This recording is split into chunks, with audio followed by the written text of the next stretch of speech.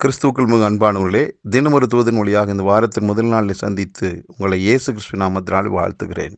இந்த நாளிலே சங்கீதங்களின் புஸ்தகம் 36 9வது வசனம் இப்படி சொல்லுகிறது: ஜீவ ஊற்று உம்மிடத்தில் இருக்கிறது, உம்முடைய வெளிச்சத்திலே வெளிச்சம் காண்கிறோம் என்று தாவீது ராஜா சொல்லுகிறார். அவருடைய வாழ்க்கையில் அவர் கண்டுபிடித்த ஒரு ஒரு வெளிப்பாடு என்னன்னா, ஆண்டவர்கிட்ட தான் ஜீவ ஊற்று, அதாவது வாழ்வளிக்கும் ஊற்று, வற்றாத நீர் ஊற்று என்று அவரிடத்தில் இருப்பதை கண்டுபிடித்து விட்டார்.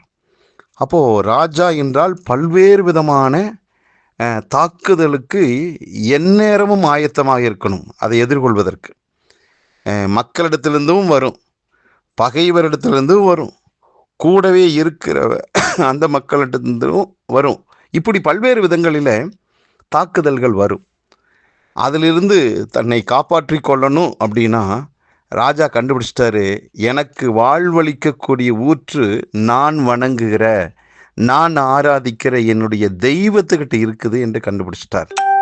அன்பானவர்களே, மக்கள் எல்லாருமே என்ன நினைப்பாங்க, எங்களுக்கு ராஜா தான் வாழ்க்கையே என்று மக்கள் நினைப்பாங்க.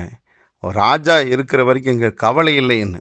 ஆனால் தாவீதுக்கு ஒரு வெளிப்பாடு என்னன்னா, ஆண்டவர் இருக்கிறார், அவரிடத்துல ஜீவ ஊற்று, வாழ்வளிக்கும் ஊற்று இருக்கிறது என்று கண்டுபிடிச்சிட்டாரு. அதனால் அவர் வெற்றியும் அடைந்தார். ஆகவேதான் அவர் வெளிச்சத்தின் மேல வெளிச்சம் அடைந்தவராய் அவருடைய வாழ்க்கை அமைந்தது.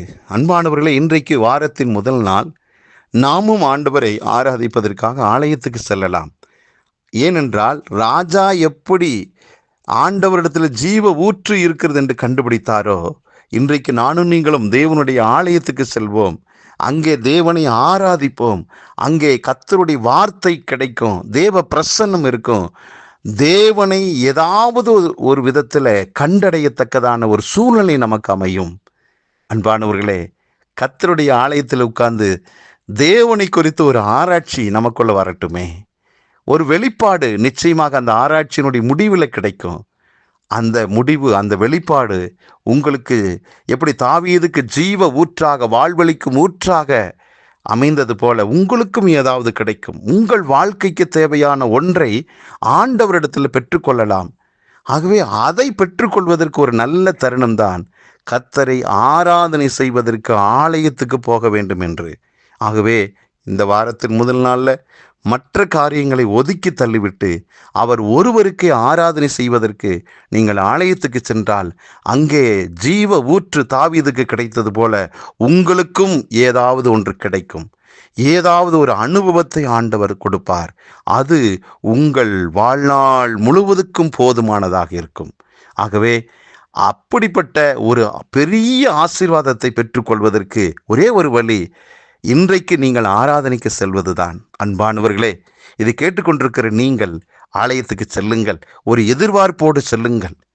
ஆண்டவருடைய அன்பை ருசிக்க, ஆண்டவருடைய வல்லமையை பார்க்க, அவருடைய தொடுதலை புரிந்து கொள்ள, பிரசன்னத்தை அனுபவிக்க, ஆண்டவரை ஆராதிக்க நீங்கள் போய் அமர்ந்திருங்கள். நிச்சயமாக அவர் உங்களுக்கு தம்மை வெளிப்படுத்துவார். நீங்கள் கண்டுபிடிப்பீர்கள். அது காலகாலத்துக்கு உங்களுக்கு ஆசீர்வாதமாக அமையும். எந்த சூழ்நிலையிலும் இன்றைக்கு ஆராதனைக்கு செல்லுங்கள். தனியாக, குடும்பமாக, குழுவாக செல்லுங்கள். கர்த்தரை ஆராதிச்சுட்டு சந்தோஷமாக வாருங்கள். இந்த நாள் உங்களுக்கு நன்மையின் நாளாக இருக்கும். நல்ல பிதாவே, இந்த நல்ல நாளுக்காக நன்றி. ஜீவ ஊற்றை உம்மிடத்தில் இருக்கிறது என்று கண்டுபிடித்தது போல நாங்களும் இன்றைக்கு ஆராதனைக்கு சென்று நீர் யார் என்பதை, உம்மை பற்றி பல வெளிச்சங்களை கண்டுகொள்ள எங்களை அர்ப்பணிக்கிறோம். இந்த ஆராதனை நீர் யார் என்பதை புரிந்து கொள்வதற்கு எங்களுடைய கண்கள் திறக்கப்படட்டும் அப்பா. இதை கேட்டுக்கொண்டிருக்கிற அத்தனை பேரும் ஆலயத்துக்கு செல்லட்டும். ஆசீர்வாதங்களை பெற்று சுகமாய் வாழட்டும். நன்மை கிருபை தொடரட்டும். வாழ்த்தி ஒவ்வொருவரை ஆசீர்வதிக்கிறேன். இயேசு கிறிஸ்துவின் நாமத்தில் ஜெபிக்க நல்ல பிதாவே, ஆமென்.